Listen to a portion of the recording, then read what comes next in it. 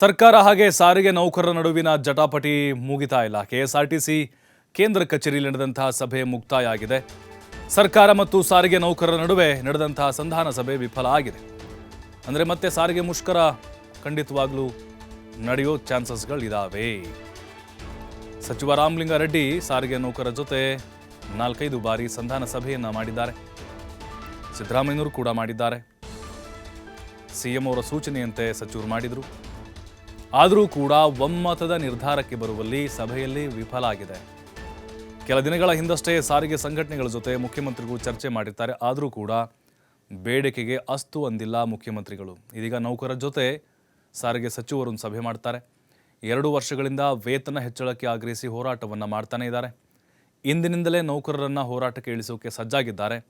ಜಂಟಿ ಕ್ರಿಯಾ ಸಮಿತಿ ಅಧ್ಯಕ್ಷ ಅನಂತ್ ಸುಬ್ಬಾರಾವ್ ಹೇಳಿಕೆ ಕೊಟ್ಟಿದ್ದಾರೆ. ನಾಳೆಯಿಂದಲೇ ಕರಪತ್ರದ ಮೂಲಕ ಮುಷ್ಕರಕ್ಕೆ ಬೇಕಾದಂಥ ತಯಾರಿ ಮಾಡಿಕೊಳ್ತೀವಿ.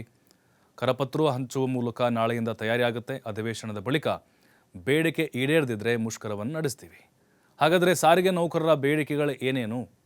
38 ತಿಂಗಳ ವೇತನ ಬಾಕಿ ಹಣ ಕೊಡಬೇಕು. ಹಾಗೆ ಸರ್ಕಾರಿ ನೌಕರರ ಸರಿಸಮಾನವಾದಂಥ ವೇತನವನ್ನು ನೀಡಬೇಕು. ಖಾಸಗೀಕರಣ, ಭ್ರಷ್ಟಾಚಾರ, ಕಾರ್ಮಿಕರ ಕಿರುಕುಳ ನಿಲ್ಲಬೇಕು. ನಗದು ರಹಿತ ವೈದ್ಯಕೀಯ ಸೌಲಭ್ಯವನ್ನು ಕೊಡಬೇಕು. 1/1/2024ರಿಂದ ವೇತನವನ್ನು ಜಾರಿಗೊಳಿಸಬೇಕು. ಉತ್ತಮ ಕ್ಯಾಂಟೀನ್ ವ್ಯವಸ್ಥೆ ಕೂಡ ಮಾಡಿಕೊಡಬೇಕು. 2020-21ರ ಮುಷ್ಕರದಲ್ಲಿ ಹಾಕಿದ್ದ ಕೇಸನ್ನು ಹಿಂಪಡಿಬೇಕು. ಎಲೆಕ್ಟ್ರಿಕ್ ಬಸ್ಗಳಲ್ಲಿ ಸಂಸ್ಥೆಯ ಚಾಲಕರನ್ನು ನಿಯೋಜನೆ ಮಾಡಬೇಕು. ಎಲೆಕ್ಟ್ರಿಕ್ ಬಸ್ಗಳ ನಿರ್ವಹಣೆಯ ಖಾಸಗಿ ಗುತ್ತಿಗೆಯನ್ನು ಕೈಬಿಡಬೇಕು ಅಂತ ಬೇಡಿಕೆ ಇಟ್ಟಿದ್ದಾರೆ.